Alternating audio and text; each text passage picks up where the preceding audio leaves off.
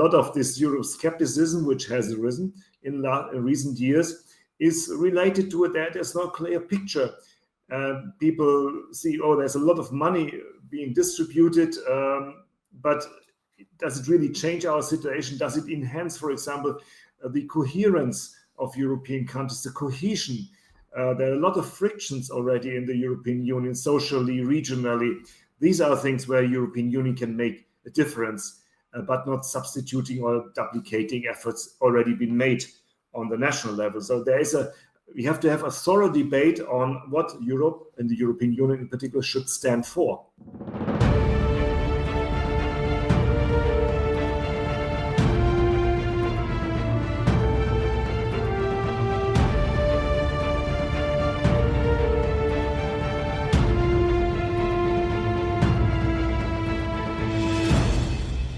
Hi, welcome to Inside Policy Talks. My name is Balkan Devlen. I am a senior fellow here at the Macdonald Laurier Institute. And today I am delighted to be joined by Peter Hefele. He is the policy director at Wilfried Martens Centre for European Studies based in Brussels.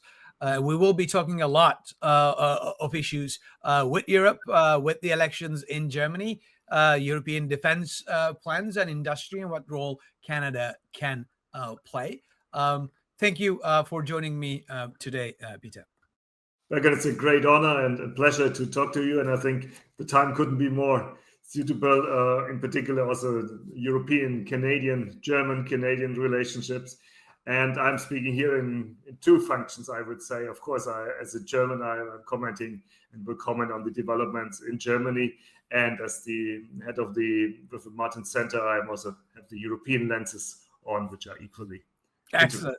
Which is going to be, I think, super important on both counts for us going forward. As you know, nothing else is going around in the world. It's a very quiet time, so this is a great time for Canada to think about our transatlantic partners, particularly Canada, getting into the minds of Europeans as the other North American country. Especially in these times. But before we jump onto the substantive issues, could you tell a little bit about the Wilfried Martens Centre for our audience? It is the official think tank of European People's Party, the largest political party grouping of the centre-right parties in Europe. Could you tell us a little bit about what Wilfried Martens Centre do and its function within the broader European policy space? Well, indeed, we are as you mentioned, the official think tank of the European People's Party. That means we are about to develop content, not by day. This is often the work of the advisors in the European Parliament, for example. They are much more experts in certain technical issues. But for us, it's more the mid and long-term perspectives. We have to identify what are issues in society, in economics, in international systems, which will affect European policy, and in particular, what should be the answer of the European People's Party, because we are the largest European party. We have more than 80 member foundations across Europe, from Helsinki to Lisbon, from Dublin to Athens. We, as the foundation, have also 40 member foundations across Europe. So you can imagine what huge cosmos, even within one political family, we have to cover. And as it is with many families, the larger the number, the less consensus. We have countries which are very progressive in certain issues, other more conservatives. But the dividing lines are quite different. If you look into defense, you can imagine, and we talk about that later on, that the Eastern and Northern European countries have a bit of different stance in comparison, for example, to Spain and Portugal. This is a huge challenge for us to find a common consensus, because we are one family and we always pretend to be on a certain basis of values. We call ourselves conservative Christian Democrats. So this is an interesting exercise day by day to find a consensus and to link, of course, the European level with the national level, because this is something which outside Europe is difficult to understand. There doesn't exist any kind of union anywhere. So that is our task as well, to build bridges between what we think should be done on European level, but of course we have to take in consideration what is happening on the national level, because this is still the most important political framework. No, this really places Wilfried Martens Centre as in a very unique position in that way, right? So you are being you are almost sort of the brain trust actually for the broader centre-right movement, both the party level at the European level in different ways, and it's also a microcosm of European Union and perhaps at some level NATO as well. So it's a fascinating thing to do, and it's challenging, but it is, I think, super important to make sure and to we coordinate and think thoroughly about the challenges, not only the Europe faces going forward, but I would say the broader Western alliance goes forward. So I think it is it plays a very important role. I really highly recommend people to go and check out Wilfried Martens. If I may add, it's not just European. Yes, it's diverse and challenging in everything, but we look, of course, beyond European borders. We have, and that's the reason why we just discussed today, also the transatlantic relation. This was for too long and too much, I must say, a transatlantic US-European relation. I'm more than delighted that Canada now finally made it into our minds, and we will try to get out most of this relationship. But look into our nearby neighborhood. We are very much engaged in the Mediterranean region, because many challenges for Europe originate from that region, from Northern Africa to the Middle East. We look further to the east in the Black Sea region, including the Caucasus, which is another big hotspot. And yes, we cannot ignore that on the other side of the world, in the Western Pacific, for example, a lot of tensions which will immediately affect European politics. So you see, we try to have a broader look, but yes, European politics is our daily business, and first and foremost, of course. No, it is. It's quite challenging, and I presume it's also rewarding to be able to think on these broader issues day to day, rather without having to worry about the immediate daily concerns of every political party. So, but like I said, I really highly recommend our viewers to go and check out the great publications and events that Wilfried Martens Centre put out. You will actually get out smarter as a result of visiting Wilfried Martens Centre website. Let me jump into the themes and topics we want to talk today. I want to start with the outcome of the elections, federal elections in Germany that took place in late February. CDU, the Christian Democrats, emerged as the largest party, and right now are in coalition negotiations with others, with the Social Democrats and the Greens, I believe. Could you give us a little bit about the background on this? What's happening with the coalition agreement? Because as you know, in Canada, we don't really do coalitions much. We do have minority parties that can have some support and whatnot, but we don't really do the coalitions. So give our audience a bit of a what does this coalition negotiations entail? There is a draft that is being circulated around on the agreement. What is the significance of it? And then we will get into details about very significant changes, including how Germany approaches to its deficit and the massive amounts that is being planned for infrastructure spending. I think that's going to be a very, very transformative if it goes through for Germany and for Europe and for the Western Alliance. So let's start with the coalition negotiations and agreement and the results of the election. Well, first of all, coalition building is the normal mode in Germany. Our constitutional system is built upon that no single party normally gets absolute majority. For historical reasons, we are very happy. But this time, it's a bit an awkward situation, frankly speaking, particularly for Christian Democrats, still being the largest party. But we have only one option. If you put the numbers together, there's only the Social Democrats with which we can rule. The Liberals had been thrown out of the parliament, which is a disaster, I would say, also not only from a party perspective, but from the wider political system, because there is no liberal force longer in the parliament, and liberals had been an important part of German political life for 150 years. Whether they will revive or not is absolutely open for the moment. They have lost their key messages, and nobody knows really for what they are, but they are missing because, and that is one of the issues we are discussing now in the new coalition.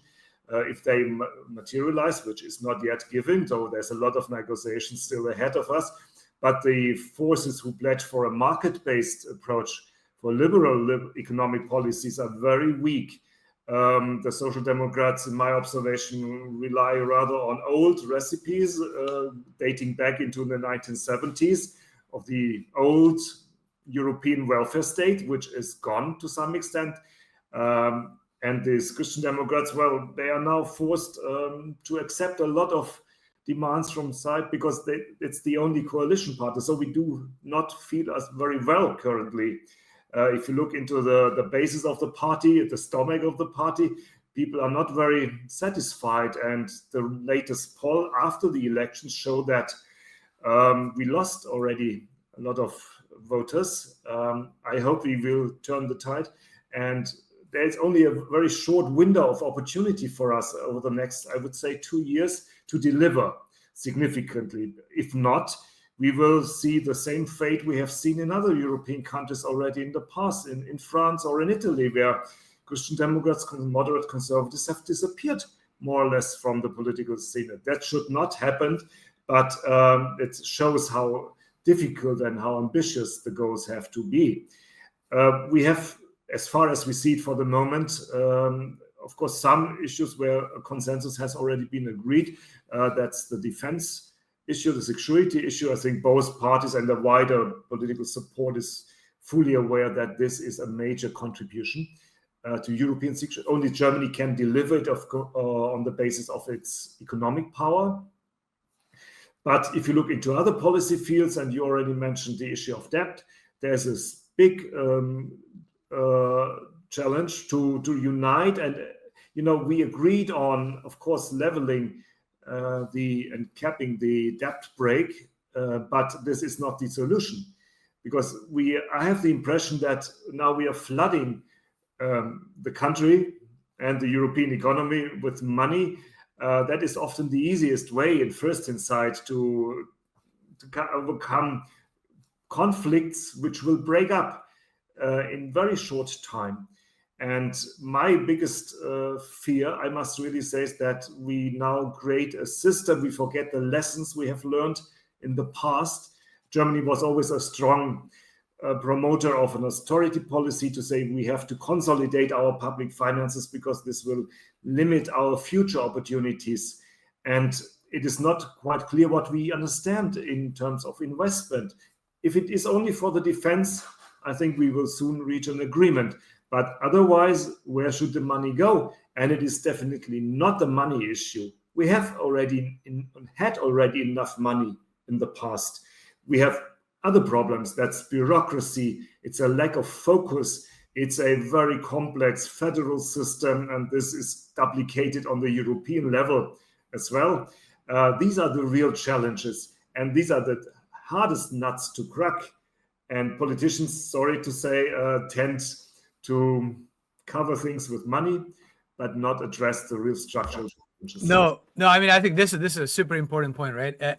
As you said, it is easy to throw the money in or make promises, a lot of spending, but then, where do you spend the money? How do you make sure that you actually get the value and not, straddle the future generations with increasing debt, as well as increasing inefficiency and spreading red tape and more bureaucracy, because there is now, as you pointed out, there will be a lot of creeping in. There will be money for defense, and that's great. That's awesome. But then you suddenly see everybody redefining themselves as contributing to defense and security because they want some part of the pie. And then everything became security, and all the little spending you do on social welfare and other things became defense and security. And suddenly you go back to a bloated government spending that crowds out private investment, that crowds out entrepreneurship. and then we might end up being in a place where we were worse off than what we started. There will be, I presume, a lot of pork barreling that will happen, unfortunately, going forward. And as it is always with these big honey pots, many interests, many bees are around. Not only those in the government, the Greens, for example, already managed before the formal coalition to get the climate issues back. Not that I'm against that, but we have not critically revised also the mistakes we made in these transformation processes. And this is a similar challenge we have on the European level. So we see many issues quite in parallel what we are discussing in Germany and on the European level, not quite surprisingly on the other side, because as the largest member country, the largest economy and the largest net contributor to European funding, decisions made in Germany have a massive impact what the European Union will do. And we see it already in the defense sector, for example, where we have similar initiatives on the European level. Unfortunately, the gates against flooding the markets are open. Now they can all point to Germany and say, okay, look, even the Germans are a bit more reluctant. This had been demands for many years, particularly from the southern and western European countries. Unless these structural reforms are done, we will indeed burden our future generations. This is not a responsible politic at all, and it will not contribute to our competitiveness, which is now the big level we put on everything.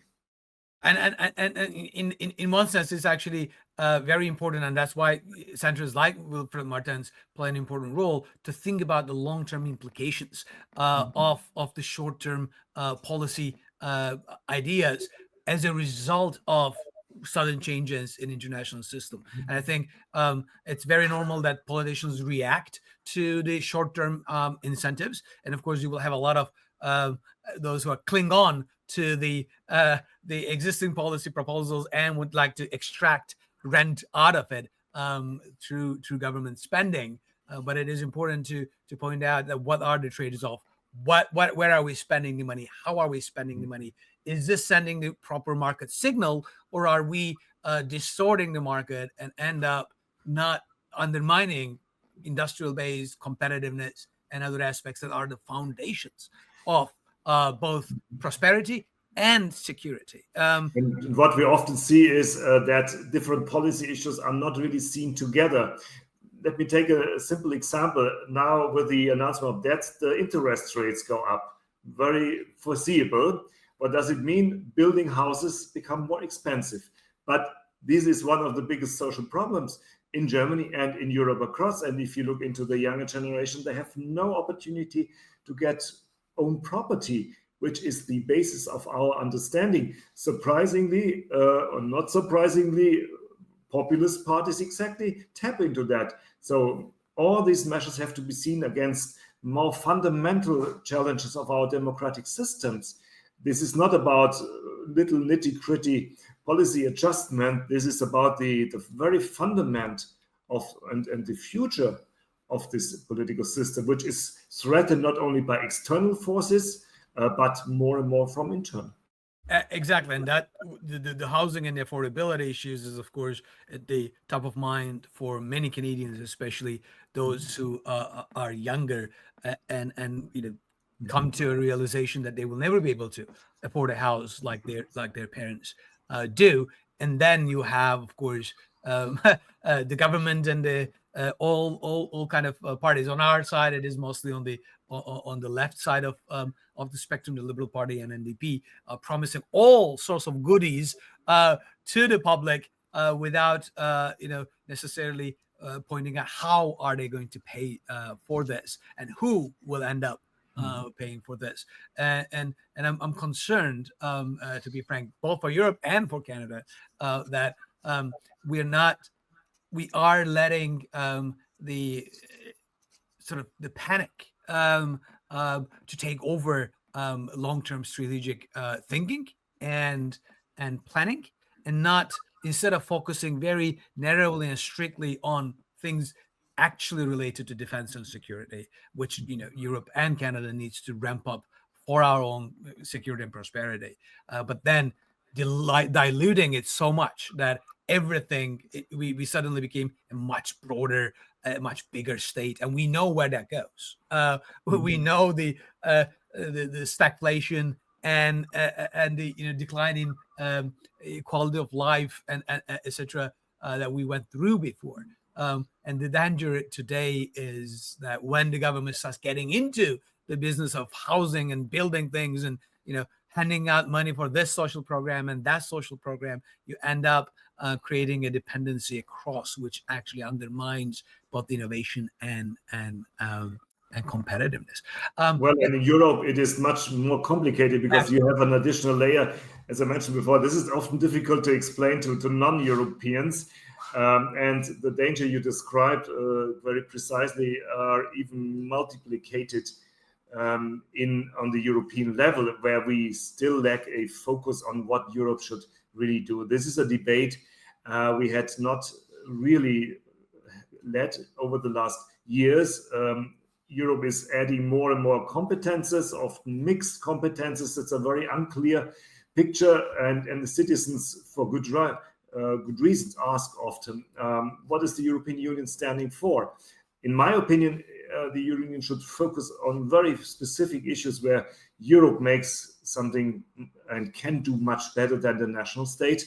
Defense is the most recent one, which I think is a right decision to be made, because Europe can add specific capabilities, also in addition, for example, to NATO.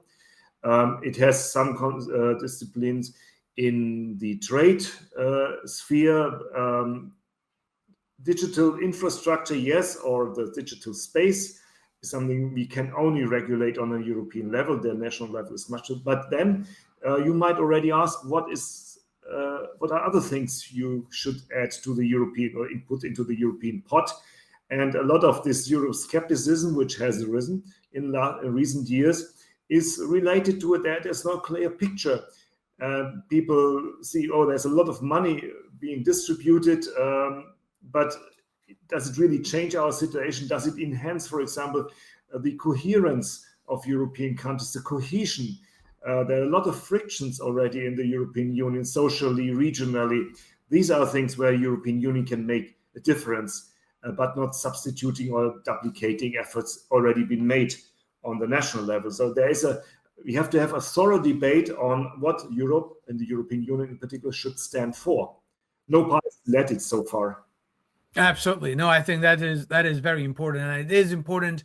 This is one of the sort of hinge of history moments where there is sufficient pressure from outside, both coming from the Trump administration in the US, but also, of course, Russia's ongoing war in and on Ukraine and on Europe broadly, including the subversion and the hybrid threats and sabotage and assassination attempts across Europe.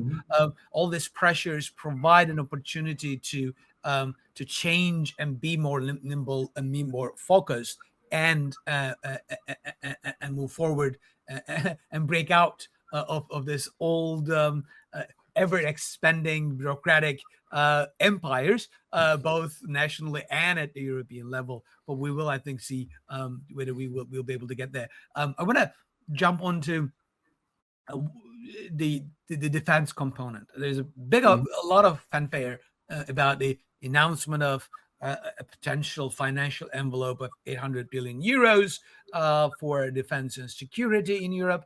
When you look at the numbers itself, it's a little different story. It's 650 billion or so of it is actually fiscal space, which is your ability to borrow if you choose to do so. And then 150 billion is again on the European level funding. But again, that's going to be also borrowed money coming through. So this is not a ready to go cash to be distributed. This is your ability to go up to that level. And there's a lot of interest in Canada, and there was a lot of media buzz on Canada and Canadian defense industries can play a role in this endeavor. I want to see how it shapes up first before I think jumping into a little too optimistic reading of how this goes with the European defense industries. You know very well that it is a lot of them have national champions, and they are national industries rather than sort of a one large European one, and all levels of regulation and whatnot. So, how do you see, number one, how do you see this whole rearm Europe sort of policy and the announcements, the realistic, how realistic is this to be able to ramp up European defense and make it more self-sufficient? And the second one is, what do you see in role for Canada, both as a government in terms of procurement and other things, but also for Canadian defense industries? Well, I don't look into the numbers even as an economist, because these numbers and other numbers. Again, we have to look into the structure of the European defense market, the industry. The past experience had not been very promising. Now the EU has pledged, and the new Commissioner for Defense, that procurement, market regulations, and incentives in particular are the main focus, because this is where the EU has the biggest competences. We will, as I mentioned, not compete with NATO if it comes to the more military, tactical, operational issues. But there are a lot of issues where Europe can really make a difference, and we should not talk only about military in a narrow understanding. A lot of these, what we call capability gaps, that things which we are missing if the US, for example, pull out, are things which goes into the civil sector as well. Europe has strong capacities in terms of logistics, improvement of logistics. This cannot be divided between military and civil. We need these initiatives in the infrastructure anyway, because this is one of the bottlenecks for European growth and competitiveness. So we need to invest in the energy systems, road systems, railway systems, digital infrastructure. We are lacking years, if not decades, behind other competitors. So whatever you touch upon is not an issue either military or civil. This is a more comprehensive understanding. This is, of course, a reflection on hybrid threats on the other side, because we are targeted not only in a narrow, old-fashioned military sense, but we are attacked into the very heart of our even political systems, our information systems. So whatever we have in mind, this is the new framework, a new cosmos in which we are operating. I hope that the procurement issues will remain open to non-EU member states. First, it is the United Kingdom, which, if not part of this future architecture, will then be senseless, because UK is still the strongest, at the moment at least, strongest capability. Yes. I hope that Canada indeed will be part and has the access to the European market. That would be a major contribution to a renewed transatlantic relationship. So I think the voices are here. The French have a bit of different, as always, I must say, a different attitude, because they have their own defense industry in mind. I hope that other nations, such as Germany, for example, will keep the union open. Because it's not only an issue of technical or strategic issues, it's of economic integration. And we will even go beyond the European space. We could consider Israel, some Asian nations, as well as major contributors to our security. So this is part of a larger story in uniting allies around the globe in times where we can no longer rely on the United States. Absolutely. We have... No, I mean, this is a very important point. But again, I think the key, as you pointed out in the very beginning, that the linkage politics immediately starts showing up itself. I was reading yesterday on Politico on Tuesday, April 1st, and unfortunately it was not an April 1st joke, that there are debates about linking fishing quotas to EU-UK defense security pact.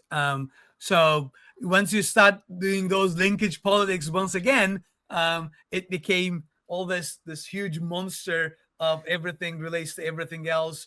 And then how are we going to... Well, I hope that our European leaders, we might hopefully a new one soon in Berlin, have the courage to not get sunk into these normal bargaining processes, but really have a strategic vision and overcome. They had done it in the past at critical junctions of European history.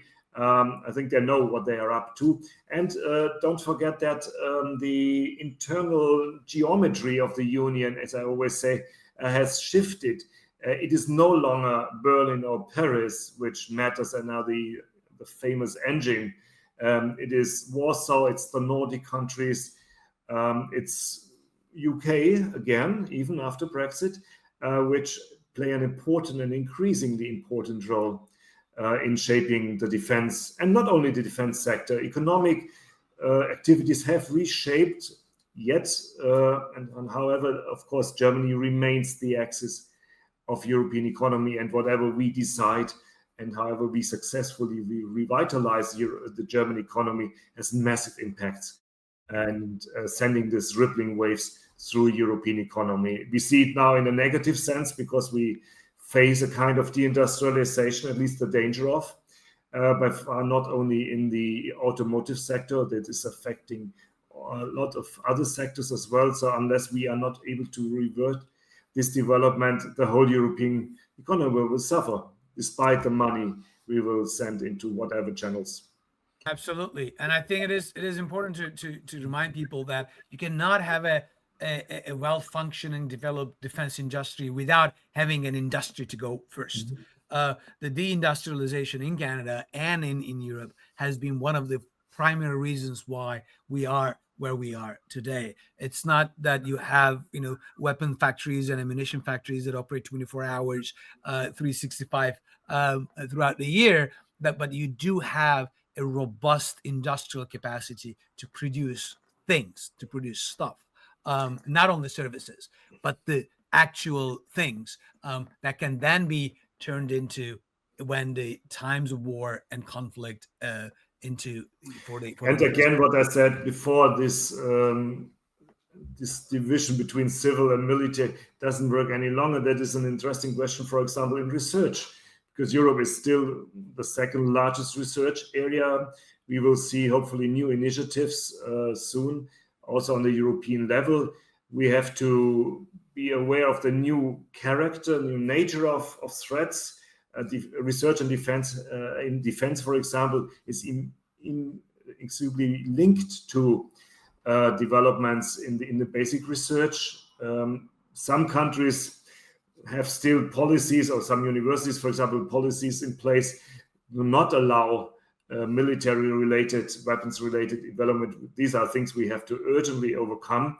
And so you can see it from both sides. I hope there will be some spillover effects as well as from into the civilian sector. And look into Central Eastern Europe. I think there is a huge potential for their industries. They have a long tradition in armaments production to profit from this new wave of defense and resilience we have to build up. Absolutely. And I think it is important to remind people that the old ways of thinking about, we don't want to touch defense and military stuff for research or for investment, the limitations, self-imposed, I would say, limitations on ESG that prevents our banks and pension funds and other investment vehicles to invest in defense, which is still the case, for example, in Canada as well. To me, is mind-boggling when a major war is going on in Europe and you were saying that, no, well, we cannot really put money into our own defense because it doesn't fit with the ESG. Here, I think the development has speed up and changes are to be expected. There's a lot of conferences now in Europe on indeed reinterpreting the ESG issues, the role of the European Investment Bank, for example, other financial instruments. That is my least concern, frankly speaking, to mobilize capital. There's a lot of capital even in Europe, and we don't have to think about the capital union or these other projects which would last too long. So there are instruments in place which can be tapped into very fastly. The only thing is you have to create a stable political framework, stable political expectations, because it's a specific market where you have only one buyer, more or less. That is the thing the enterprises are demanding. Politics, make your decisions, make it fast, make it stable. We need a time horizon of 10 to 15 years, unless we are not willing to expand, to scale up, to get into economics of scale. Because again, it's not the money issue. Europe is already spending sufficiently to some extent money, but it's fragmented, it's scattered around, it is not focused very much. On the other side, yes, there are gaps which we have to heavily invest. It is space we are lacking. It's intelligence issues. We have relied too long and too much on the United States capabilities. These are clearly identified, and there we have to speed up. And research is absolutely crucial in these cutting-edge technologies.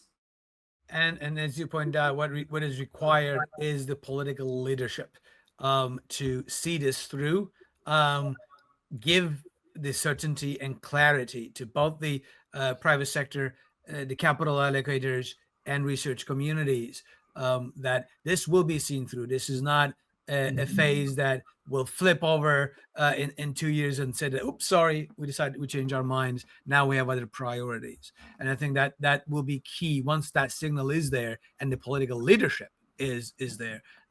The innovation and the investment and the development will come very rapidly. I'm a bit afraid whatever this kind of peace negotiations between the United States and Russia will lead to, because once there is a kind of agreement, I am a bit afraid that the pressure is out the bottle, and then people will fall, and politicians, of course, for understandable reasons, will fall back and redivert the funds to other fancy things. Yes. That is a bit my headache for the moment, that despite recognizing that the challenges and the different nature of conflicts, and we are not talking about just Russia, we have to look beyond into the other hemispheres as well, that the European people too easily slip back into this old, quite comfortable situation where you had a big umbrella drawn upon and do the nitty-gritty things, nice things, but the harsh reality has been broken into. And I mean, it's better to wake up before big hail starts and you realize that there is no more umbrella. Well, it has at least a lot. It's a big umbrella with a lot of holes, and we have to have our own European umbrella. Absolutely. And the time frame is very short. If we do not manage this in 3 to 5 years' time, the case is lost. Definitely. Yes. No, I cannot agree more. We're coming to an end here. I just want to ask one last question and your last sort of thoughts about it. And this is particularly for related to Canada. One of the things of course, we do and what Canada can offer to its allies is abundance of energy and natural resources, including critical minerals that are crucial for be it energy transition, be it weapon development, be it the industry. What role you think Canada as a energy and critical mineral and natural resource superpower can actually do for Europe and needs to wake up and move forward? Well, Canada perfectly fits into this new strategy of resilience and diversification. We are still too dependent on very specific suppliers. It depends a bit on the market. We are looking, energy and critical materials is a core issue. We have these hopefully long-term oriented demand and supply structures in place. But I would not limit this to the raw materials. I think what is absolutely needed is also a kind of diversification in the economic relationship between Europe and Canada for the sake and the well-being of both parts. I think Canada as well has a huge interest, giving also the experience now with the big neighbor. And Europe is a fantastic market. Still, it's one of the most diverse and high developed regions. If we really manage to get our competitiveness increasing, then it's a huge opportunity for Canada to be part of that movement and that development. Research is another big issue. Europe is still the place of top-notch and high-end research. We have to overcome certain barriers in terms not of the research itself, but the next stages in terms of startups, of scaling up, linking it to product development and linking with initiatives of other partners. So Europe is not, and I hope it's not a closed shop. Europe has a huge advantage in being comparatively open and remaining open. I'm quite sure that this will be different to other regions and other nations. This is the very idea of Europe, to be open internally, and there's a lot of obstacles we still have to overcome, but to remain open. And that makes, and hopefully makes, Europe attractive in the future if others are closing. Excellent. On this optimistic note, I'd like to thank you once again for coming to Inside Policy Talks, Peter. Peter is the policy director at Wilfried Martens Centre for European Studies, and please do go ahead and check out their work. You will, as I said, get out of it more smart as a result.